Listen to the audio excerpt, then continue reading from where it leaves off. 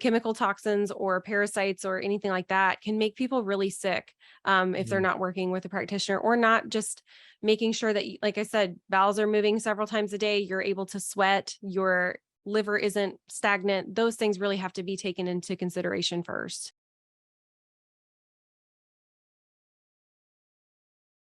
Welcome back to another episode of the Peak Performance Life podcast. And today I am very, very excited that we have Dr. Stacy Baker with us here. She has been in the health and wellness industry for over 10 years. She's finally found her passion in functional and alternative medicine. She's combined her love of Ayurveda, functional medicine testing, naturopathy, holistic nutrition, and fitness.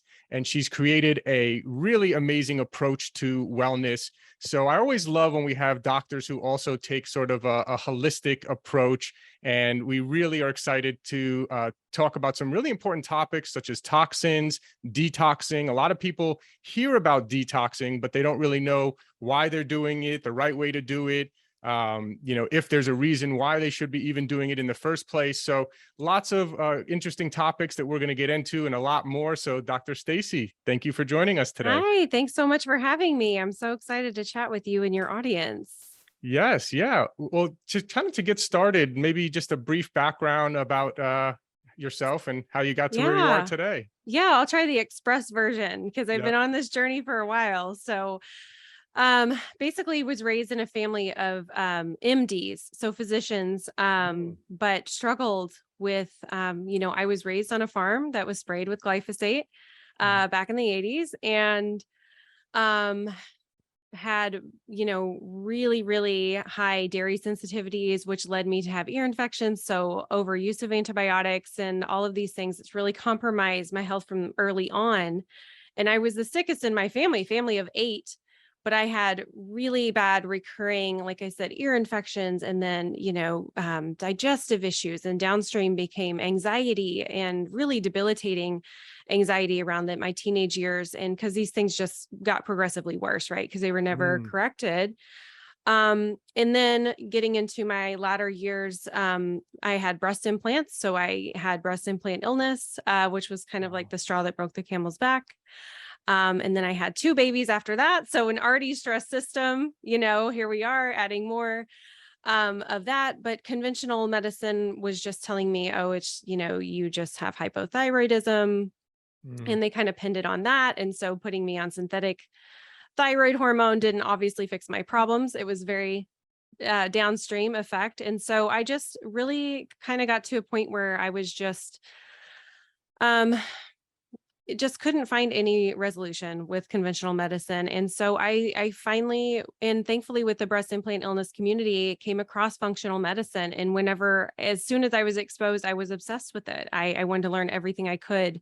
And it was the only thing that really, led me to heal. And so that it's, we were talking before the show, it's one of these things that when you've personally gotten to a better state of health, you find it your calling, right, to share and spread the word and help other people. So I've become obsessed with natural healing and functional medicine since then. And I've just helped other people regain their health because it made such an impact on my life and just regaining, experiences and just actually living life to the fullest.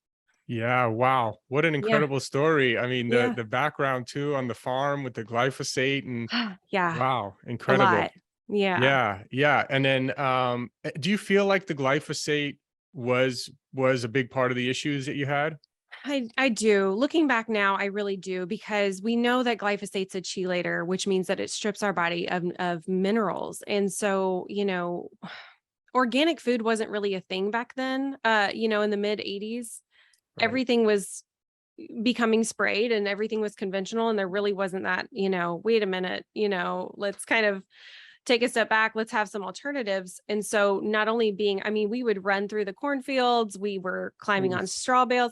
Just lots and lots of exposure. And, a lot of kids do well, but I already had compromised immunity from the overuse of antibiotics as a child. So I think those two in combination really just started that snowball effect downstream for sure. Yeah. Yeah. And so, we've mentioned it in previous podcasts, but I think we can't mention it enough. Obviously, the dangers of glyphosate, and then Yeah. also the dangers of antibiotics, which you have to be careful saying, because antibiotics Sure. can save people's lives in some certain Sure. situations. But I'm talking more about, people I know that, get a stuffy nose and go get a Z-Pack or antibiotics right away, right? I mean, Absolutely. Yeah. And people, I was just talking to someone about that. People are demanding, they're going to the doctor demanding antibiotics, even if it's a viral infection, which is not gonna, not gonna help. right. But we have gotten in this eradicating mentality, like, oh, we have to kill this so we can move forward. And really, we're not thinking about the fallout, what it's actually doing to our microbiome and our immune system and everything downstream every time we take those antibiotics. Yeah, yeah. And so what would be your advice for people then who or just in general around antibiotics? Is it like only take it if it's a life or death situation, or like um or if they've recently, I know it's that's a loaded question. no, well, yeah, I'm very conservative when it Yeah. comes to antibiotics. It depends on the person. It depends Mhm. on their their immune system stability, right? Like some Mm-hmm. people, who have to have surgery, some people even refuse it then, but it depends on how strong your system is. It shouldn't be the first line of defense. I think that antibiotics should be a very acute situation, in use in that way. And it's just not the case anymore. I think, like you said, we get a cold and we're asking for an antibiotic or a steroid to push through. Mm, Um, and there are natural antibiotics that could be used that are not going to have, the fallout of just diminishing. When I think of antibiotic, I think someone, had referenced it, and I can't remember who it was, but basically an atomic bomb to your microbiome. And that's right. really what it is. And so unless you're prepared to do the work, to repair, and will your microbiome ever be the same after? Probably not, Wow. and so you have to really kind of weigh out the the reward has to outweigh the risk for sure, in that Yeah. situation. You did mention some natural, what are some, I haven't heard of any natural alternatives Yeah. per se. So garlic, just garlic Nice. alone, like people for thousands of years have been using garlic for things like ear infection or any sort of infection. Just literally chewing cloves of garlic can be therapeutic and also that antibiotic effect. I use antimicrobials versus just an antibiotic because I like to support the microbiome that's already there, and I use gentle herbal things when I'm treating patients with dysbiosis and things like that. But garlic is a huge one. Oil of oregano is a huge one. Clove oil. Yeah. And those are usually in combination when you see a gut healing type supplement or a gut balancing supplement, they're going to be used together. That's great stuff. Yeah, Hmm. I just took some oil of oregano the other day, and I was thinking, I'm like, and I saw on it something about antiviral, like kind of a Yeah. natural, and I was Yeah. like, you could feel it too. It's Definitely. powerful. Yeah, Yes, absolutely. Yeah. great. That's some good info. And then I mean, glyphosate is like, it's hard to really, I mean, so much of the population must be like exposed to it. Is there anything anyone can Yeah. even, other than eating organic, is there anything we can do, or any recommendations?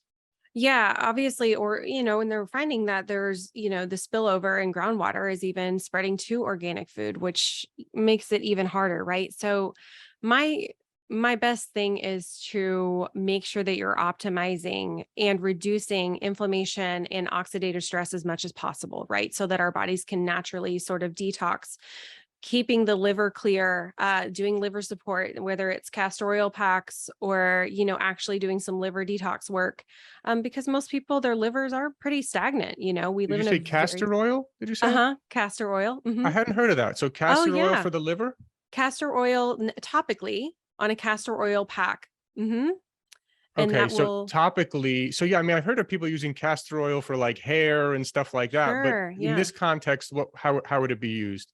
Yeah. So people make castor oil packs. So basically what the castor oil does is it helps the liver clear. It removes inflammation in the liver. It boosts glutathione. I'm sure we've heard of coffee enemas. They kind of do the same thing, but that's a little bit more intense and some people aren't ready for that.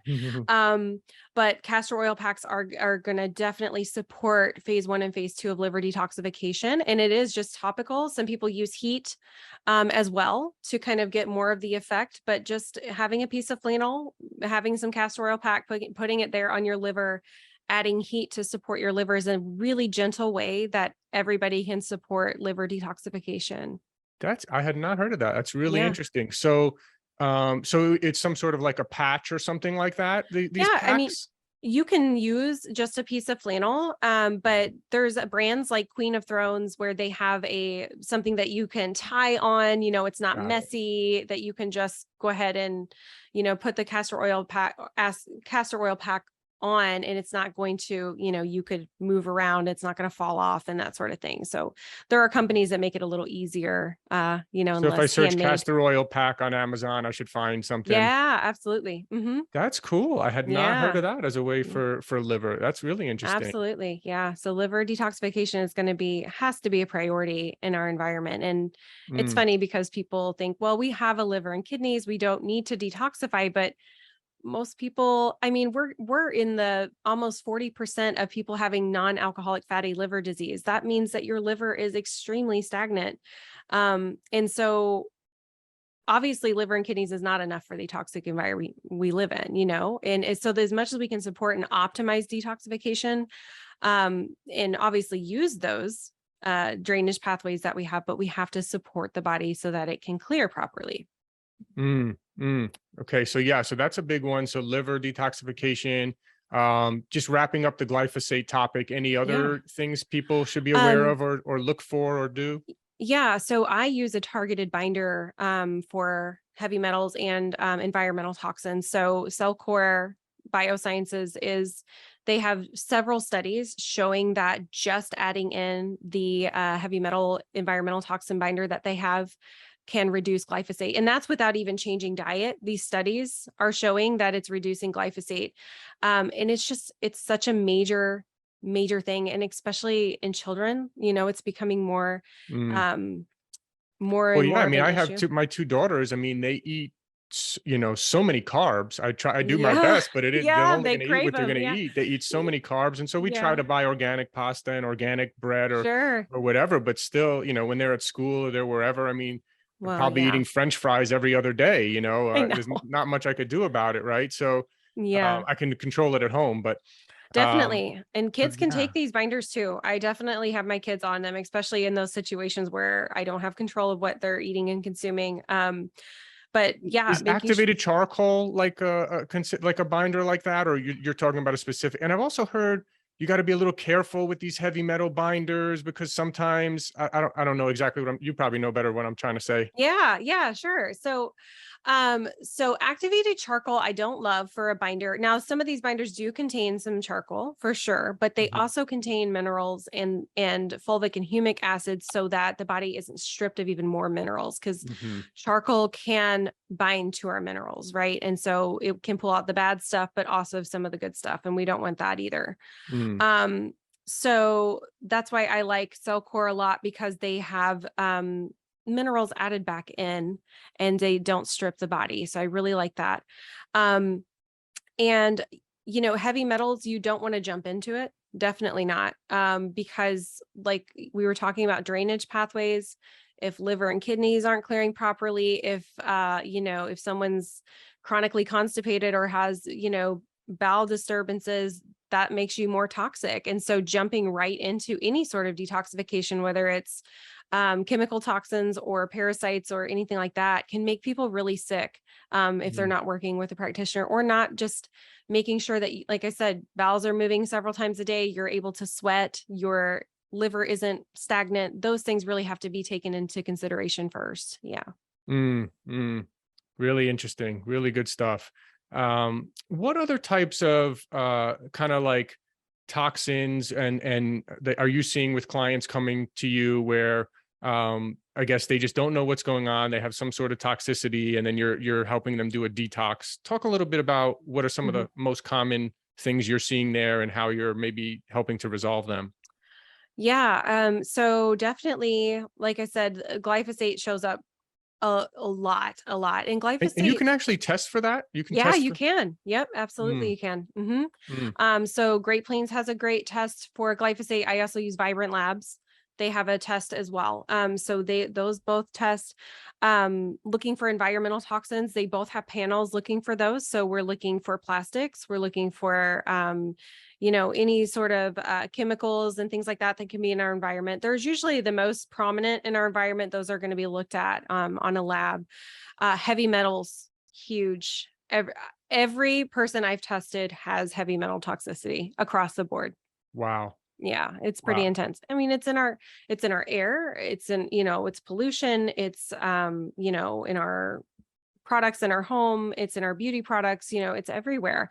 And those are inherently dangerous because, things like aluminum cross the blood-brain barrier. So we have this Mhm. epidemic of brain fog. Well, there's a lot more going on, to the story than that. It's actually can be heavy metal toxicity. So those are probably the two most prominent that I see, but mold is climbing right behind there, Mhm. Mhm. mycotoxins. Yeah. Um, yeah, so it is kind of a matter of uh how strong your so when your immune system's suppressed because of the toxin load that you have, mold is going to be more of a problem, right, for somebody Right. who has that suppression. Yeah. And so heavy metals. So I know aluminum's a really bad one, right? That's why you never want to use these generic deodorants, right? Sure. Anything that's an antiperspirant and is making you stop sweating, Absolutely. Yeah. Yeah. right? We don't want that. Do you have a favorite deodorant? Is native deodorant kind of good? Do you think that one's okay? I know that's the most popular natural deodorant brand these days. Native, I liked for the longest time. And over this past summer, it's almost like they changed their formulation or something. Well, I they had a probably did because he reaction. sold the company for like $100 million to Procter and Gamble. So there you go. Yeah, there you go. That's what happened. I mean, I've been able to use that for years and I really liked it. Mm, And I swear over the summer, I didn't realize there was a shift in ownership, but that makes sense. So something's happened and my skin would not tolerate it anymore. So I like Primally Pure. It's a smaller B Corp company. They have a really great natural deodorant. And also there is a Beauty Counter. They have a decent one too. And then there's one that I found at Whole Foods back in the day called Herban, like herbs, like HERB Cowboy. That's a good one too. So those all do not contain aluminum. and then what else on the topic of heavy metals? Hmm. Um, so you mentioned beauty. So I guess so we're looking at like kind of, are we looking mostly at things that we're putting on our skin? Yeah. Like, so deodorant is one, sunblock and lotion and stuff like that, I assume. Yeah, yep. And then of course, like a lot of makeups contain heavy metals. And even think about drinking out of aluminum cans or cooking with aluminum foil. Those add up too, right? It drives me crazy when people are Y- cooking in aluminum foil. Like I I'll go over a know. friend's house and they're like wrapping things in aluminum foil. I'm like, no, please. Yeah, it I'm like, am leaches I the onto the only one food. that like thinks that this stuff is leaching in here?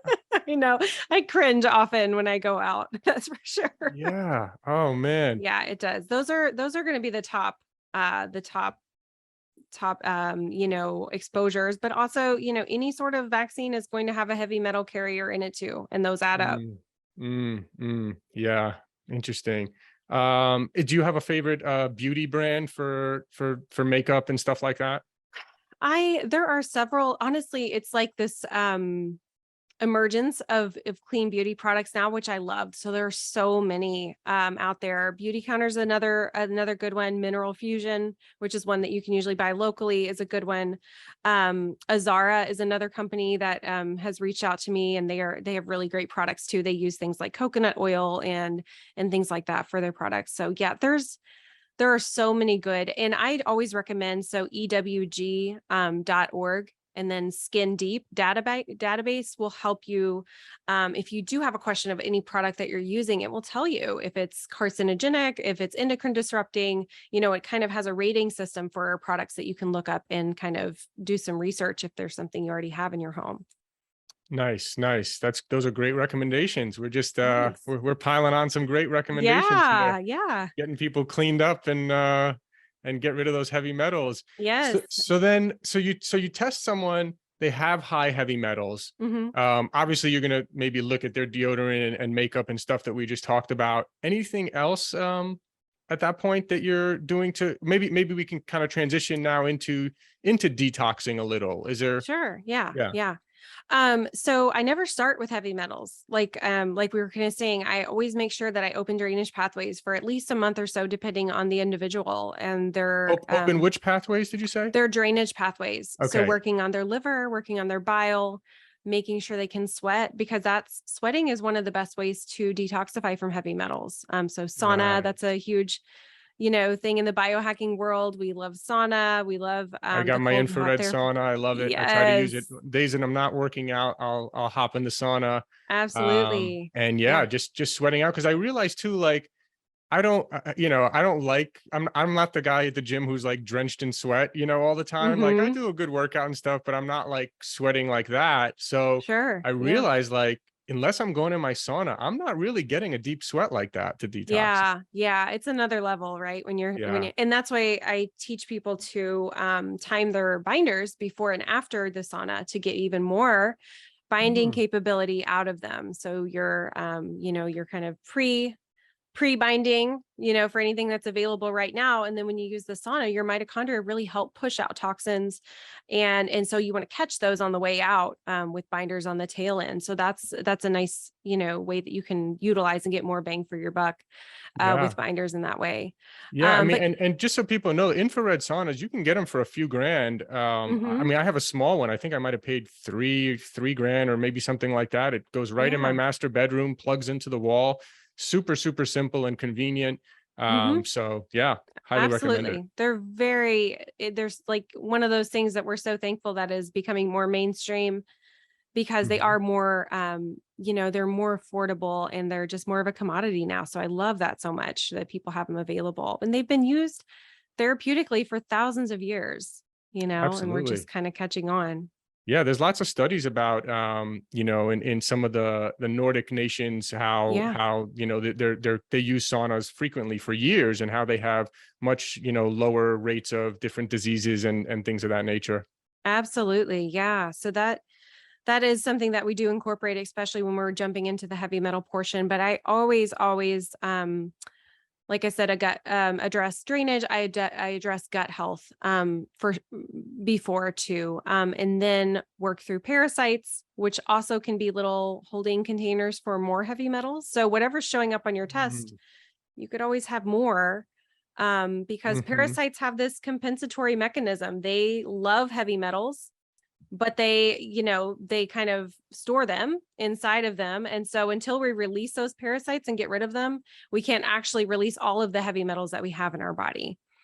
So Interesting. working kind of with the parasite cleanse and then after to really target heavy metals, it's all about the order of events and how you're doing things, or otherwise you're going to have to come back, to it again. Mhm. So Mhm. So your testing is able to show you're able to do certain tests that will show if there's number one heavy metals that I could see, but then mhm. also parasites. You can tell.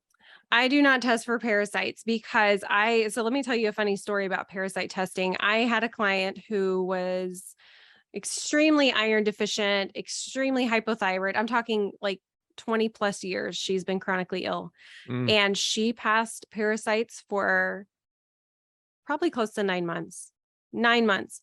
She wanted to, her husband was a little like freaked out that she had been passing parasites for that long and he wanted to do a stool test. She took a stool test sample, that actually had parasites in it. And that stool sample was negative for parasites.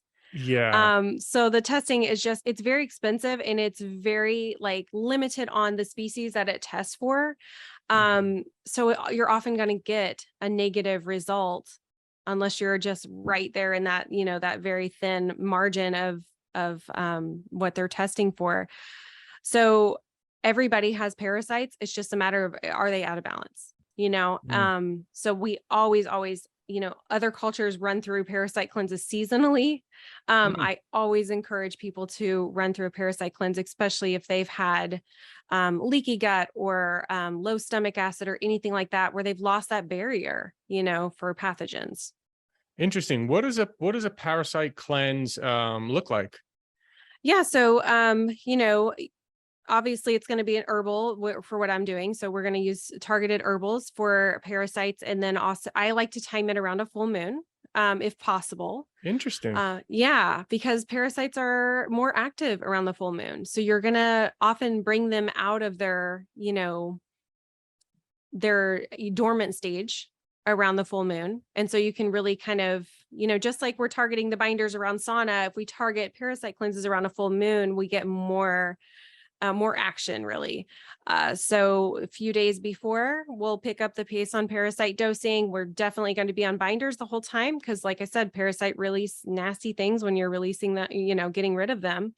And then we kind of titrate back down after the full moon and try to utilize that, as far as, and then I teach people how to, just after we're done working together, how to kind of do a full moon every few months, just, to clear and just to find balance and that sort of thing. So I try to teach people as we go so they know, if they do start Hmm. to feel any symptoms at all, they'll know like, okay, I just got to find some balance. I'm going to do a parasite cleanse and, we'll start from there. Wow, really interesting. Never heard of the full moon Oh, really? thing. No, Yeah. that's Yeah. that's super. That's fascinating. It it makes sense if you kind of know about that kind of stuff, but Yeah. yeah, it's not really talked about much. Really interesting. Yeah.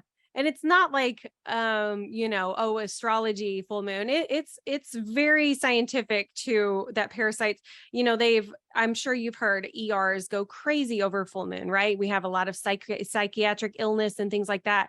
That is a sign of parasitic infection, having behavioral issues that change, Wow, insomnia that changes over a full moon. Those things are very, very closely tied to having parasitic infections. that is interesting. Makes Interesting. sense, doesn't it? Yeah. So they're not werewolves. Okay, got it. No. Yeah. That makes sense. That makes more Yeah, sense. it Yeah. does, right? Very, very interesting stuff. What about, I mean, so now you said like people who have leaky gut and things of that nature, you'll look for Yeah. all these other things.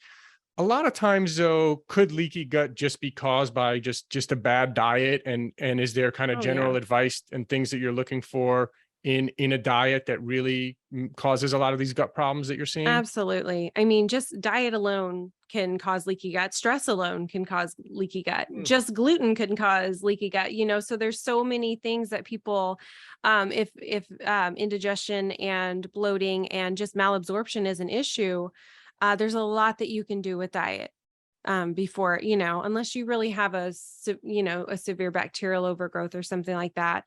Sometimes diet isn't enough. Sometimes you have to take it a step further. But I always start clients out with a low inflammation diet. I of course advocate for animal-based products just from the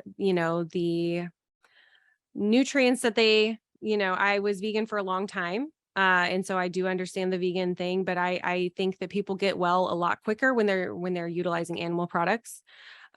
Just for the B vitamins and iron and, collagen and all of these things.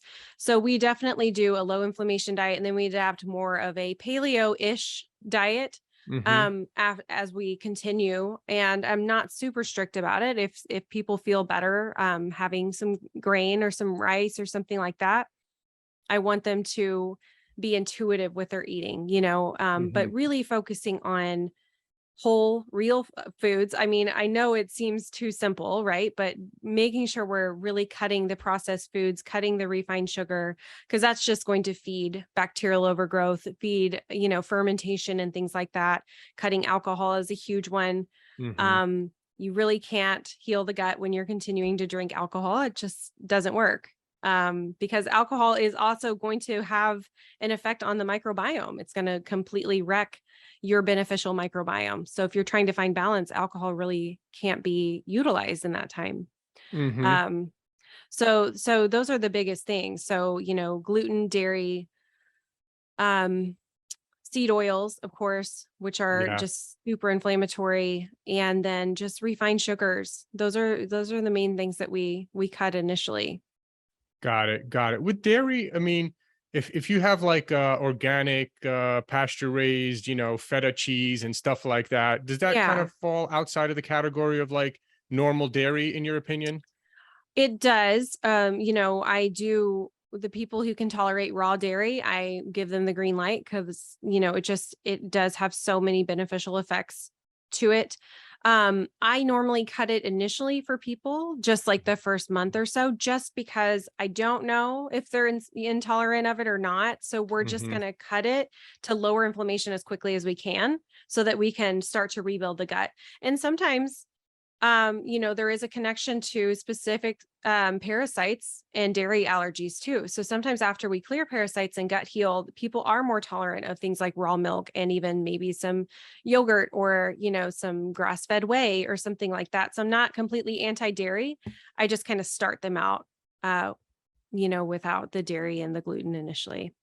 Got it. Got it. Makes a lot of sense. Hmm. And then I know we have to wrap up soon, but I also want to ask you about your own diet. So what does your personal diet look like? Yeah. And how do you eat throughout the day? Are you eating breakfast? Are you intermittent fasting? I'm curious. Yeah. Okay. Yeah. I love that.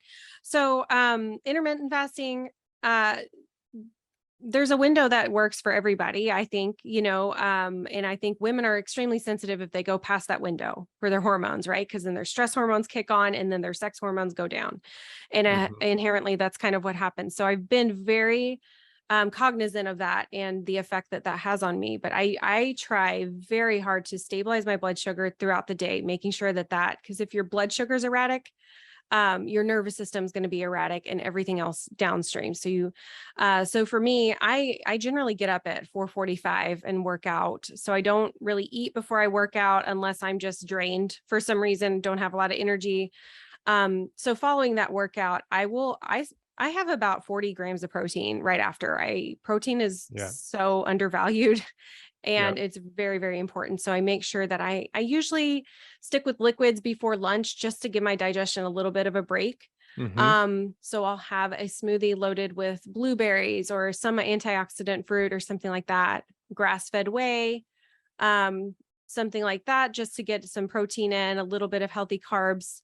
And then usually my largest meal of the day is going to be around noon. That's when our digestion is the strongest. So Hmm. if I'm going to do any sort of salad or raw vegetables or anything like that, that's at that point in the day that I'm going to do that. Um, Definitely never have coffee alone. I always have coffee with breakfast or with lunch or something, making sure that isn't affecting cortisol or blood sugar at all in that regard. Making sure that I have protein at every single meal is Yeah. is life changing, and a lot of people, especially people who have trouble stabilizing blood sugar or trouble with cravings, the minute they add in the amount of protein they should have, they go away, so that's Yeah. really really important.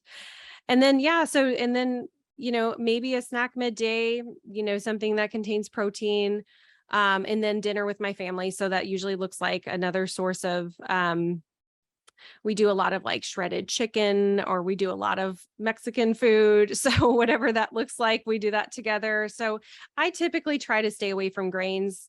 Yeah. My thyroid is extremely sensitive. My body hates gluten and my body doesn't really react well to grains either. So I try to stay away from them as much as possible. I Yep. just feel better without them. So I just load up on veggies. I make sure I have, 7 to 10 servings of fruit and veggies a day. Make sure I have I usually stick to about 150 grams of protein a day. So that comes Nice. from pasture raised eggs. I love salmon, grass fed beef, you know, all of the good animal sources of protein are just so important for rebuilding. And so that's what my typical schedule looks like. Yeah. Nice, nice. Yeah, I like it. Same after workout smoothie. I have the frozen organic blueberries and the whey Yeah. protein, and And then, yeah, it's interesting, right? Like, I'm feeling like there's been a shift recently in the past few months, right? Like a couple of years ago, it was all about keto and intermittent fasting and all this kind of stuff. And Yeah. now it's like people are coming around. It's like, wait a minute, like, I don't know, like if you don't feel good when you Yeah. intermittent fast, like, is that really good? And then it's like, and then it's like, also, you want to take in, depending on your body weight, let's say 150 grams of protein, Hmm. per day or whatever. uh, Yeah. maybe 1 gram per pound of body weight, in my opinion.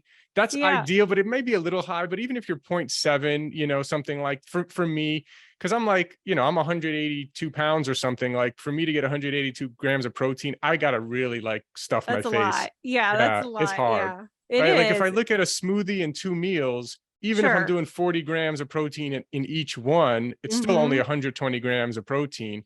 um Exactly. so, Yeah. and I think that's what people are starting to realize seems to be a little bit of the issue with the intermittent fasting, is that you're not able to hit over 100 grams of protein in just 2 meals a lot of times. Well, exactly. And your body really can't break it down either. That's really stressful on your digestive system to Hmm. try to have one. And the other thing too is having one big meal a day. And for a lot of people, it was the latter part of the day. That's going to affect your sleep. It's going to affect your circadian rhythm. It's going to affect your cortisol. um I think you're right. People are realizing, and that's what if you sit back and you've been in the diet culture long enough, you see these trends like blow up and then go back to what was Hmm. basics. We're going back to basics: protein, fat, and carbs. We need all of them just Hmm. in our individual tolerances, right? Right. And so learning those and learning what works best for us and where our current state of health is and what helps us best for sleep. Because I've had women come to me who, oh yeah, I'm doing keto and I have the worst insomnia. And I'm like, okay, well, carbs are the only macronutrient that can cut cortisol. So if your Mm. cortisol is through the roof at night, then you're not going to be able to sleep. You need to add carbs in. And a lot of times you're like, oh, thank God, Yeah, like yeah, they yeah. hated it, they just thought they had to do it. Right. And so if you wait for the science on these diets and these very restrictive things, you could end up doing damage. You have to learn to be intuitive with your body and what's actually working instead of just pushing forward just because this is the cool thing to do now. I agree 100%. And it's one thing I've also learned, through interviewing so many people on this podcast, is like, number one, there's no one size fits all, right? Paleo and low inflammatory works so well for me. So in the beginning, I was just like, everyone's crazy if they don't do paleo, right? Like, Yeah. which Yeah. is, which I still kind of feel that way. But like when we talk about gluten, I'm like, is gluten good for anyone? Like, is there any good reason to grains? I can see, people eating quinoa or Sure. whatever, some types Mm. of grains.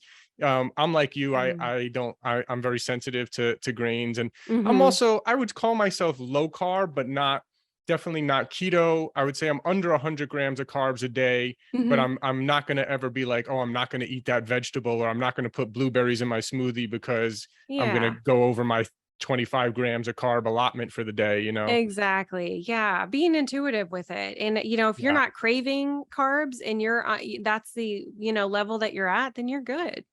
Yeah, It's the people who exactly. can't get enough or just feel drained and have no energy because they're not having carbs, or like I said, the insomnia. That's when it's a telltale sign of you probably need to add more back in.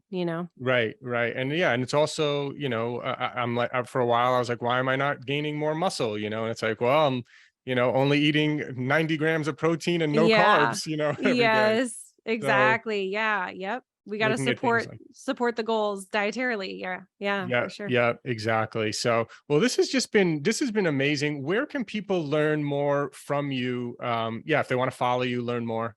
Yeah, so I focus all my efforts on Instagram. I don't I cannot handle lots of different social medias, so I do one. You can follow me on there. It's dr. Stacy and I do post pretty regularly on there. I do lab interpretations sometimes where I'll show some of the labs that I use and what I find, and kind of explain, okay, this is why this person is having these symptoms, look at X, Y, and Z. And so I do try to involve people to, think a different way when it comes to their health and look at different things instead of just relying on this blood work that's telling them they're fine, So I do try to put as much information as I can out there just to get people thinking in that different direction. I love that. Yeah. Yeah. I love that. Do you happen to have any protocol that you ever put out publicly in terms of like, because you mentioned parasite cleansing and doing that potentially like on a regular basis. Is that something where people would have to kind of work with you one-on-one to get that? Or do you have some sort of protocol that you've ever put out? So I do have some general protocols I put out, and those are in my link in bio. Like I do have Cool. a post birth control, for women who've had nutrient deficiencies from birth control, just a general wellness, like maybe a targeted thyroid protocol or an oral health protocol or things like that. The parasites, when people, I will give people recommendations if I kind of know where they're at. If they're working Okay. with a practitioner, and they're like, look, I'm working with this person. We haven't addressed parasites. I don't think they know how.